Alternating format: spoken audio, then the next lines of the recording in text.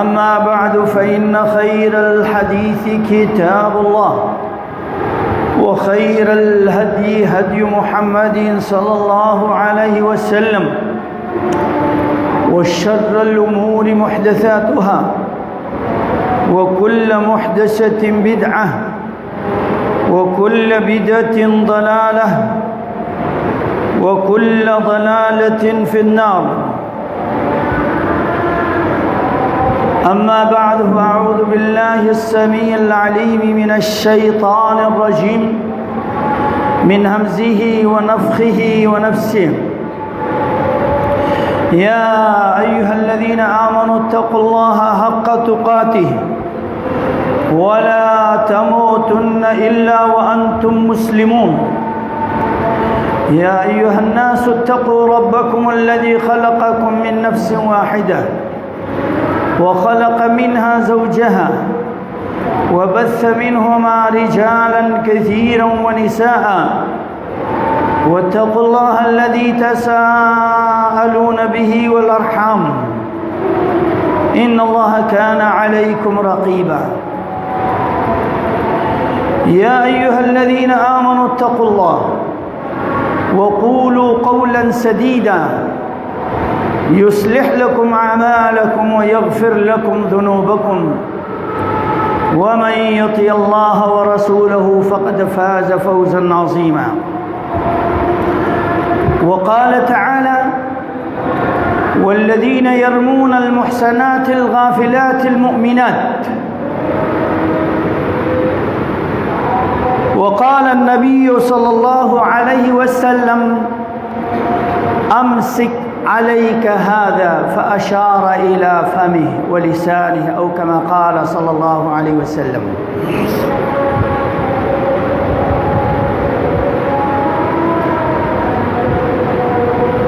مختصر حمد و ثنا و صلاۃ و سلام کے بعد اللہ کریم اللہ مہربان کی مہربانی ہے کہ ہم کو اللہ نے انسان بنایا. انسانوں میں سے بھی افضل الخلق محمد صلی اللہ علیہ وسلم افضل الامم میں سے بنا دیا. اور یہ فضیلت یہ مقام اس امت کے لیے تب تک ہیں جب تک وہ صفات جو اللہ نے اس امت کے لیے خاص کر دی گئی ہے، جو نظام قانون اللہ نے دیا ہے، اس کے پابند رہیں اور اللہ کو اس طرح مانیں جیسے کہ اللہ کے نبی نے ہمیں بتایا ہے. اللہ کی بندگی اس طرح کریں جس طرح کرنے کا حق ہے. اسی طرح زندگی کو کہ لیل و نہار ہم ایسے گزاریں جیسے ہمیں اللہ کے نبی نے گزارنے کا حکم دیا ہے، تو ہم افضل ترین امم میں سے ہوں گے. یہ عظیم نعمت جو شریعت کی صورت میں اللہ نے ہمیں دی ہے، اور اللہ کا یہ بھی بہت بڑا انعام ہے کہ قرآن کریم جو آخری کتاب ہے، معجزاتی اللہ کا کلام ہے، صفت رب العالمین ہے، یہ اللہ نے ہمیں عنایت کیا ہے. اس کا قدر کریں، اس کا حق ادا کریں. اس کا حق یہ ہے قرآن کو پڑھیں، سمجھیں اور پھر اس پر عمل کریں تو ہم انعام کے مستحق ہیں. اللہ کی نعمتیں برکتیں دنیا میں بھی ہمیں نصیب ہوں گے، آخرت میں بھی ہمیں نصیب ہوں گے. اللہ امت اسلامی کو پھر سے اپنے دین کی طرف پلٹنے کی توفیق عطا فرمائے. ہم ہر جمعے میں نبی صلی اللہ علیہ وسلم کی سنت کے مطابق خطبہ مسنونہ پڑھتے ہیں، سنتے ہیں. اس خطبہ مبارکہ کا لب لباب تعریفوں عظمتوں کے لائق اللہ ہے. عبادت کے لائق وہی ہیں، سب سے زیادہ اللہ سے ڈرتے رہنا چاہیے، صلہ رحمی کو قائم رکھنا چاہیے، اور انسانیت کے نعتوں کو مت توڑو، معاشرے میں امن آشتی کو قائم رکھو، اور قائم رکھنے کا طریقہ محمد الرسول اللہ صلی اللہ علیہ وسلم کی زندگی سیرت طیبہ ہے۔ آپ کو جتنا ستایا، گالم گلوچ کی، ظلم زیادتیاں کی، آپ کے ساتھیوں کو، مسلمانوں کو، بہنوں کو، مردوں کو شہید کر دیے گئے، اللہ کے گھر سے نکال دیے گئے، بیت اللہ جیسے عظیم گھر سے دور کر دیا گیا، ملک بدر کر دیے گئے۔ پھر اللہ نے چند سالوں میں شان و شوکت کے ساتھ، دبدبے کے ساتھ، غلبے کے ساتھ، طاقت کے ساتھ مدینے میں واپس لایا، لیکن آپ نے سیاسی کیا مذہبی انتقام بھی نہیں لیا۔ لا تثریب علیکم اليوم۔ آج ایک عام آدمی کو کوئی مضبوط کرسی مل جائے، وزیر بن جائیں، اسمبلی میں پہنچ جائیں، جانوروں کی طرح ایک دوسرے سے لڑتے ہیں، ملک کے صاف کو خراب کرتا ہے، اور ایک کے بعد دوسری کی باری آنے کے بعد سیاسی انتقام، تحقیر، اس کی حکومت کو گرانے کے لیے، ملک کے امن آشتی کو تہ بالا کرنے کے لیے کوئی کسر نہیں چھوڑتا۔ اس اختلاف سے ناجائز فائدہ لیتے ہوئے اغیار، غیر مسلم، دشمنان اسلام، دشمنان پاکستان اس سے فائدہ بھی اٹھا لیتے ہیں۔ اگر یہی کام سیاسی مذہبی کسی بنیادوں پر قتل غارت گری ملک میں کر دیتا ہے، ایک گالم گلوچ بھی برداشت نہیں کرتا ہے۔ حضرت علی کو لوگوں نے مرتد کہا، صحابہ کرام کو کافر کہا، اس دور میں صحابہ زندہ تھے، لیکن انہوں نے تو انتقام نہیں لیا۔ ہم ایک دوسرے کو انتقام لینے والے کون ہیں؟ یا ایھا الذین آمنوا اتقوا اللہ۔ اگر آپ مومن ہیں، اگر آپ مسلمان ہیں، دنیا کفر کے ہاتھوں کا آلہ کار مت بنو۔ جن کے بارے میں اللہ کے نبی نے فرمایا، لا یدری القاتل فیما قتل، قاتل کو پتہ نہیں چلتا، لا یدری القاتل فیما قتل، قاتل کو پتہ نہیں کہ میں اس کو کیوں مار رہا ہوں، ولا یدری المقتول فیما قتل، جو مر رہا ہے، قتل کیا جا رہا ہے، اس کو بھی پتہ نہیں کس جرم کی سزا میں مجھے قتل کیا جا رہا ہے۔ یہ وہ دور ہے۔ اس دور میں اللہ ہمیں ہر قسم کی فتنوں سے محفوظ فرما۔ یہ مذہبی، اسلامی، دینی آداب، شریعت کے تقاضوں سے ہٹ کر ہو رہا جو کچھ ہو رہا ہے، یہ تو یہ عالمی ایک سیاست کا حصہ ہے۔ یہ جاہل، نادان، طاقت قوت رکھنے والے دہشت گردوں کا یہ رویہ ہے۔ ہمارے پاس سوائے دعاؤں کے کچھ بھی نہیں کہ اللہ ہمارے ملک کو امن آشتی کا گہوارہ بنائے، اللہ ہمیں نہ ظالم بنا دے نہ مظلوم بنا دے۔ رب تعالیٰ نے انسان کو سب سے قیمتی بنایا۔ وَمَنْ قَتَلَ نَفْسًا، ایک ہی نفس کو قتل کر دیا جائے تو قُتِلَ النَّاسَ جَمِيعًا، ایسے گویا کہ پوری انسانیت کو تباہ کر دیا۔ ایک آدمی کے قتل میں پوری دنیا شریک ہو جائے۔ اللہ کے نبی نے فرمایا اس ایک مومن کے قتل کے عوض میں پوری دنیا والوں کو مار ڈال دے، اللہ کو کوئی پرواہ ہی نہیں ہے۔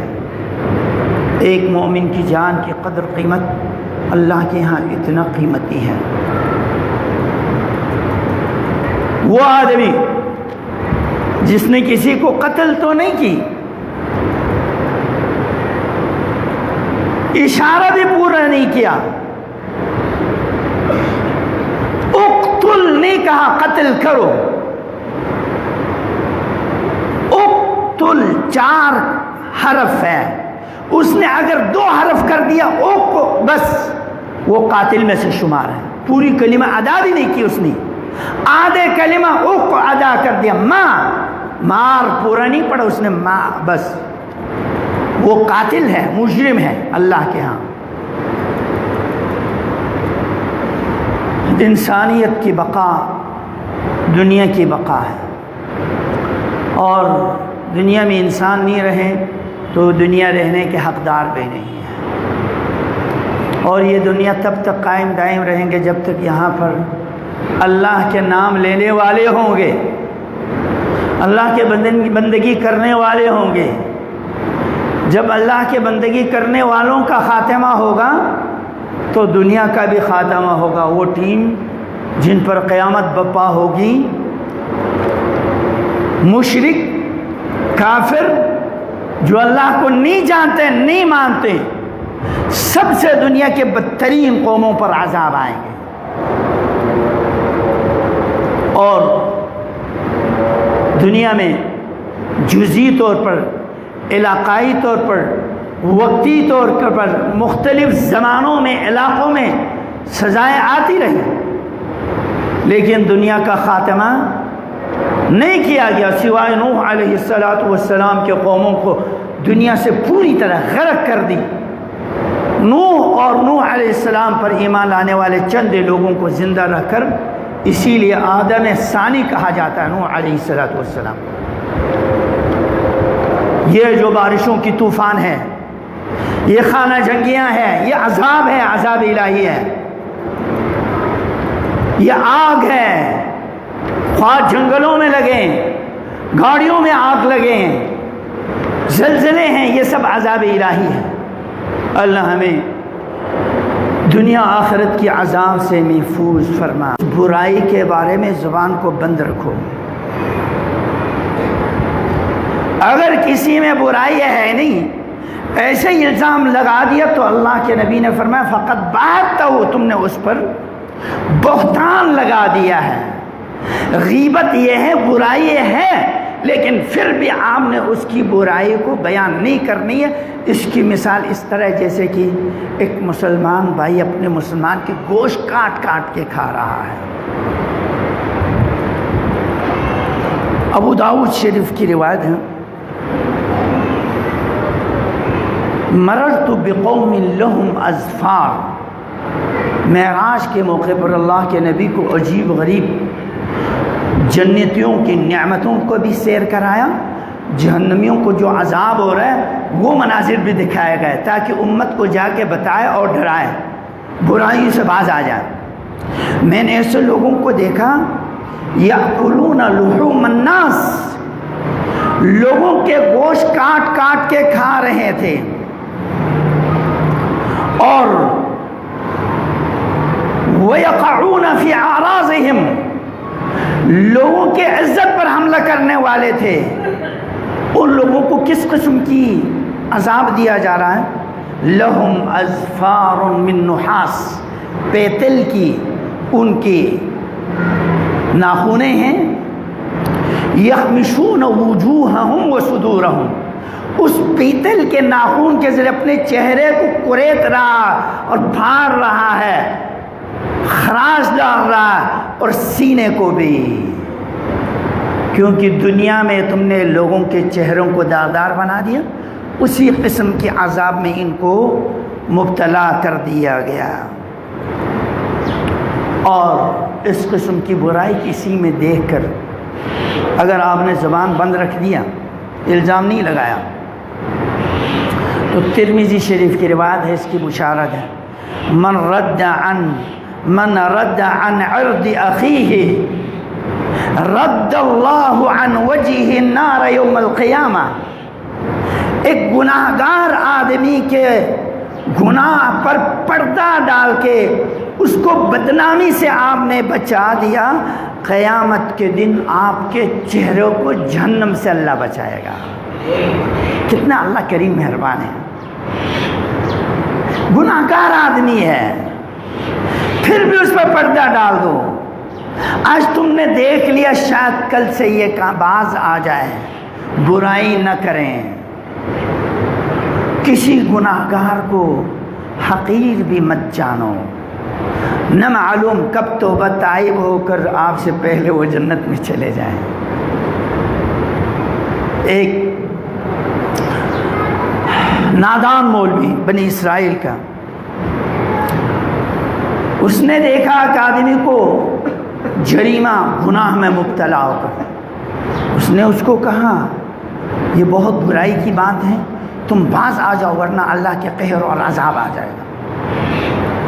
دوسرے دن پھر اس نے دیکھا، تیسرے دن اس نے پھر دیکھا یا دوسرے دن دیکھا. پھر اس وقت کہتا اللہ کی قسم اللہ تجھے معاف نہیں کر دے گا، تم اتنے بڑے مجرم ہو. مر گئے دونوں، مر گئے. وہ جو مجرم تھا، گناہ گار تھا، نہ معلوم اس کا خاتمہ کیا ہوا. اللہ نے فرمایا میں نے تجھے معاف کر دیا، جاؤ جنت میں. وہ جس نے گناہ گار کو حقیر جانا اور اس نے اللہ کے افعال، اللہ کے ارادے، اللہ کے مشیت، اللہ کے فیصلے میں دخل اندازی کی، توحید میں دخل اندازی کی، توحید مشیت الہی میں. وہ کیا کہا کہ اللہ کی قسم اللہ تجھے معاف نہیں کرے گا. معاف کرنے والا ذات تو غفور الرحیم ہے، تو مولوی کون ہوتا ہے معاف نہ کرنے والا؟ اللہ نے کہا تیری یہ کلمہ ہے جو اللہ کے رحم کرم کو نفی کر دیا، تیری ساری گناہ برباد کر دیتا ہوں، اس کو میں اپنے رحمت سے جنت میں ڈال دیتا ہوں، تجھے جہنم میں. سیدنا ابو ہریرہ رضی اللہ تعالیٰ عنہ فرماتے ہیں ایک کلمہ نے زندگی بھر کی ساری نیکیوں کو تباہ کر دیا. ایک قتل کے بعد زندگی کی ساری نیکی ایک طرف، ایک قتل کی وجہ سے اس کو جہنم میں ڈال دیا جا رہا ہے. ایک کلمہ کی وجہ سے زندگی کی ساری نیکیاں برباد اور اس کو جہنم میں ڈال دیا جاتا ہے. اتقوا اللہ حق تقاتی، اللہ سے ڈرو جس طرح ڈرنے کا حق ہے. آج عجیب ہماری عادتیں بنی ہوئی ہیں. اسکول یونیورسٹیوں میں دیکھا کہ جناب چیئرمین کے خلاف، ڈین کے خلاف طلباء بھی، اساتذہ بھی سبھی بدگوئیاں کر رہا ہوتا ہے. کارخانوں میں کام کرنے والے ملازم طبقہ وہ بھی چیئرمین کے خلاف بول رہا ہوتا ہے. اور علاقے کے جو اہم ترین عہدوں پر ہیں ان کے خلاف میڈیا پہ بدبو ترین زبانیں استعمال کر رہے ہوتے ہیں. اور ممبر و محراب سے میڈیا والے حکومت کے خلاف، فوج کے خلاف، اسلامی طاقتور افراد کے خلاف یہ بد زبانی استعمال کرنا آج یہ سمجھ رہا ہے کہ یہ سیاست ہے. جی اس سیاست میں ہر ایک کو بولنے کا حق ہے. جی کوئی حق نہیں ہے. انزل الناس منازلہم، اسلام نے یہ بولا لوگوں کو ان کے مقام پر رکھو. باپ سے غلطی ہوتی ہے، گھر میں سب کو سناتے مت پھرو، باپ کو الگ سمجھا دو. بڑے لوگوں سے غلطی ہو جائے تو عوام الناس کو استعمال مت کرو، ان کو الگ جا کے باقاعدہ سمجھاؤ، لیٹر جاری کرو، اپنے بیان ان تک پہنچا دو. سبحان اللہ، اللہ مغفرت فرمائے. شیخ بن باز کو مفتی اعظم ہے سعودیہ کا، ابھی تو یہ فوت ہو گئے. ان کا ایک لیٹر نشر ہوا بہت عرصے بعد، ملک فہد کے دور میں کچھ خرابیاں آئیں. اس نے لکھا بیٹا تمہارے دور میں یہ خرابیاں ہو رہی ہیں، تم ان کی اصلاح کرو. لیٹر خصوصی طور پر جاری کرتا ہے، فہد کے نام پر بھیج دیتا ہے، ان خرابیوں کی اصلاح کرو، یہ تمہاری ذمہ داری ہے. اب عالم دین یا مفتی یا قاضی وقت کی حکومت کے خلاف بغاوت کرنے کا حق نہیں ہے اس کو. یہ چیف جسٹس کو حق نہیں وہاں بغاوت کرنے کا. ان کی اصلاح کرو، نصیحت کرو، طریقے سے سمجھاؤ، تو یہ تمہارا حق ہے. بجائے لوگوں حکمرانوں کی اصلاح کے لیے مثبت طریقہ استعمال کرنے کی، ہم جمہوریت کے سارے ہتھ گنڈے استعمال کر کے ایک آدمی قاتل کے پیچھے کئی لوگوں کو مروایا جاتا ہے، ایک ظلم کے پیچھے کئی اور ظلم ہو رہا ہے. اللہ سے دعا ہے اللہ ہمیں صحیح اسلامی نہج کو اس ملک میں قائم کرنے کی حکمرانوں کو بھی توفیق دیں، ہمیں بھی اپنی اس مختصر زندگی میں اللہ ہمیں اسلام پر چلنے کی توفیق دیں. اللہ ہمیں نہ ظالم بنا دے نہ مظلوم بنا دے. سبحانک اللہم و بحمدک.